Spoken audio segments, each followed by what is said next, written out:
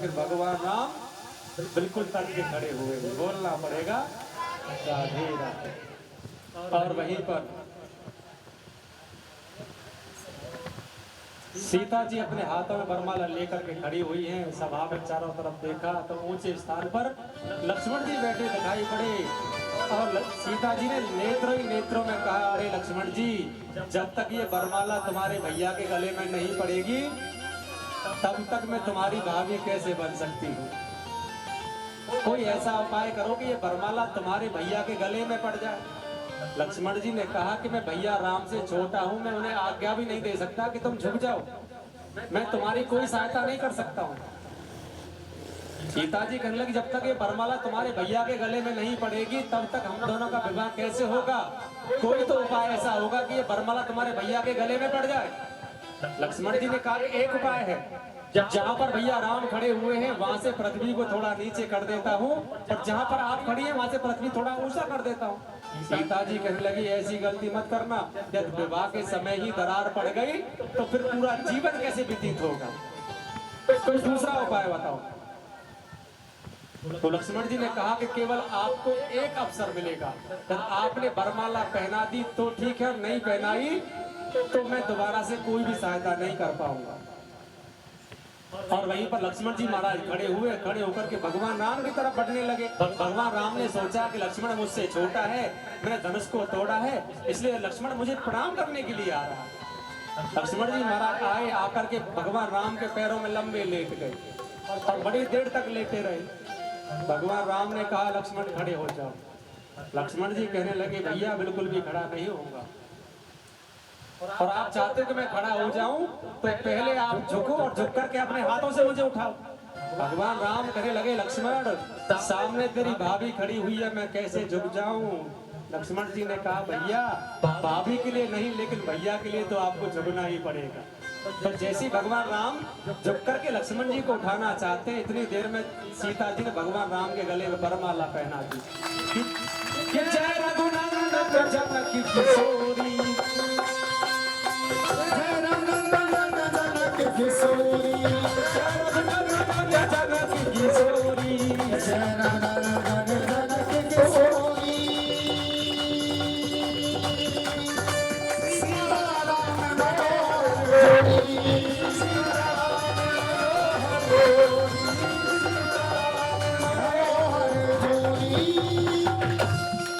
सीता मैया ने भगवान राम के गले में वरमाला पहना। अब दूल्हा 1 महीना पहले से ससुराल में बैठा हुआ है। जनक जी महाराज ने अपने दूत को भेजा पत्रिका लेकर के और दूत अवधपुरी में पहुंचा। दशरथ जी महाराज 1 महीने के बाद बारात लेकर के चलने की तैयारी करने लगे। वहीं पर गुरु वशिष्ठ जी ने कहा कि दशरथ जी, रास्ते में तुमसे कोई पूछेगा कि बारात में दूल्हा कौन है तो तुम क्या जवाब दोगे। तो वहीं पर आज भरत और शत्रुघ्न दोनों को दूल्हा बनाया और बारात लेकर के बड़े प्रेम के साथ दशरथ जी महाराज जनकपुरी में आए और जनक जी महाराज ने दशरथ जी का बड़ा स्वागत किया है। और उसके बाद चारों राजकुमारों का विवाह बड़ी धूमधाम से किया। भगवान राम का विवाह सीता जी के साथ, लक्ष्मण का रमला के साथ, भरत का मांडवी के साथ और शत्रुघ्न का विवाह सुंदकीर्ति के साथ। चारों राजकुमारों का विवाह बड़ी धूमधाम से हुआ और विवाह के बाद में होता है पलकाचार। तुम्हारे यहाँ नहीं होता है पलकाचार? होता तो होगा लेकिन कुछ और बोलते होंगे, तो थोड़ा सा भाषा बदली हुई है ना। जब विवाह हो जाता है तो विवाह के बाद में दुल्हन और दूल्हा एक कमरे में बैठे होते हैं और दुल्हन की सहेलियां उसके पास जाकर के दूल्हे से मजाक करती हैं। कहा बोले बात तुम्हारे यहाँ, जो भी बोलते हो, मेरे यहाँ पलकाचार बोलते हैं। तो पलकाचार भी भगवान राम का हुआ है। तो भगवान राम अपने भाइयों के सहित बैठे हुए हैं और सीता जी अपनी सखियों के साथ बैठी हुई है। तो वहीं पर एक सखी कहने लगी कि प्रभु राम, तुम्हारी अवधपुरी में कोई खीर नहीं खाता होगा। भगवान राम ने कहा कि हमारी अवधपुरी में खीर खाते और खूब झिक्के खाते। सखी कहने लगी कि जो तुम्हारी माता बहन है ना, वो तो खीर को बिल्कुल नहीं खाती होंगी। भगवान राम ने कहा कि हमारी माता बहन खीर खाती है और खूब झिक्के खाती है।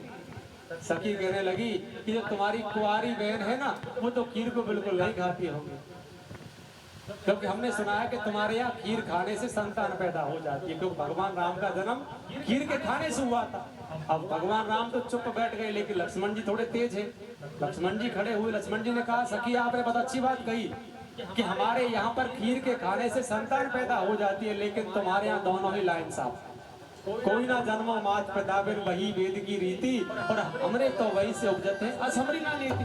जब भी संतान की इच्छा हो तो हल बैल लेकर के खेत में पहुंच जाओ, जैसे आलू गदर को उखाड़ते हैं संतान उखाड़ के लाओ। बोलना तो पड़ेगा, क्योंकि सीता जी का जन्म खेत से हुआ था। दोनों पक्षों बड़े सुंदर मजाक चल रहे हैं। और उसके बाद दशरथ जी महाराज ने जनक जी से विदाई ली, और विदाई लेने के बाद में जब अवधपुरी में पहुंचे तो सबसे आगे कैकेयी माँ आरती का थाल लेकर के खड़ी हुई है। भगवान राम और सीता जी की सुंदर जोड़ी को देखकर कैकेयी माँ बड़ी प्रसन्न हुई और कहा कि बेटा आज मैं बड़ी प्रसन्न हूँ, आप जो भी वरदान मांगोगे मैं तुम्हें दे दूंगी। वहीं पर भगवान राम कहने लगे भैया जो कुछ भी मैं मांगू वही आप दोगे? कि हाँ बेटा, मैं आप मुझसे मेरे प्राण भी मांगोगे तो मैं हंसते हुए अपने प्राण भी दे दूंगा। लेकिन भगवान राम ने कहा कि माँ तुम कुछ देना ही चाहते हो ना, तो कुछ समय के बाद पिताजी मेरा राज अभिषेक करना चाहते हैं, और तुम देना चाहती हो तो मुझे 14 वर्ष का वनवास और मेरे भाई भरत के लिए राज अभिषेक मांग लो। कैकेयी माँ कहने लगी कि मैं अपने प्राणों को त्याग सकती हूँ, लेकिन तुम्हें वनवास नहीं मांग सकती। भगवान राम की आंखों में आंसू आए और कहा कि माँ तुम तो मुझे बड़ा प्रेम करती थी, क्या आप मेरे लिए इतना भी नहीं कर सकती हो? कैकेयी माँ कहने लगी कि मैं तुम्हारी आंखों में आंसू नहीं देख सकती हूँ, पर तुम्हारे पिता मुझे 2 वरदान देंगे कि हाँ तुम्हारे 2 वरदान पिताजी पर बकाया है, और जब समय आए तो पहले आप मेरी सौगंध खिलाना, उसके बाद में अपने दोनों वरदानों को मांग लेना। समय व्यतीत होता रहा, मंत्रा के द्वारा बुद्धि कैकेयी की बुद्धि भ्रमत, भगवान ने थोड़ी लीला की और दशरथ जी महाराज को पता चला कि कैकेयी को भवन में जाकर के बैठी है। दशरथ जी महाराज ने कहा अरे कैकेयी तुम्हारे प्राणों से प्यारे पुत्र तुम्हारे राम का कल राजाभिषेक होने वाला है। तो वहीं पर कैकेयी ने कहा कि तुम पर मेरे 2 वरदान हैं, पहले 2 वरदान को मुझे ला दो। दशरथ जी ने कहा कि आप 2 नहीं 4 वरदान मांग सकती हो, आज मैं इतना प्रसन्न हूँ। तो कैकेयी ने कहा कि पहले वरदान देने से पहले आपको राम की सौगंध देनी पड़ेगी। दशरथ जी महाराज ने कहा कि मैं तुम्हें राम की सौगंध देता हूँ कि जो भी वरदान तुम मांगोगी मैं तुम्हें दे दूंगा।